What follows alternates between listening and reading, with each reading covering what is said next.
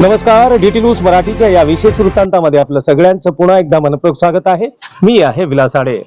मांडवी येथे अपर तहसील कार्यालय व्हावं या मागणीसाठी मागील 2 दिवसापासून मांडवी ग्रामपंचायतचे माजी सरपंच धनलाल पवार हे उपोषणाला बसले होते.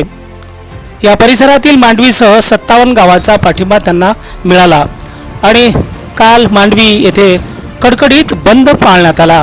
प्रशासनाच्या विरोधामध्ये आज मांडवी येथे चक्काजाम आंदोलन करण्यात आलं.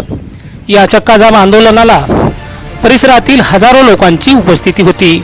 अखेर प्रशासनाच्या प्रतिनिधींनी या आंदोलनकर्त्यांना भेट दिली, त्यांच्या समस्या जाणून घेतल्या आणि लवकरच आपल्या मागण्याचं निवेदन जिल्हाधिकारी महोदयांना पाठवू असं त्यांनी यावेळेस आश्वासित केलं.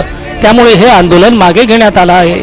तब्बल 2 तास माहूर ते आदिलाबाद महामार्गावरील वाहतूक आंदोलनकर्त्यांनी रोखून धरली.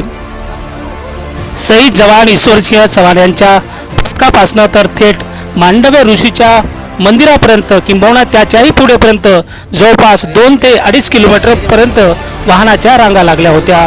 विलास आडे, डीटी न्यूज मराठी, नांदेड.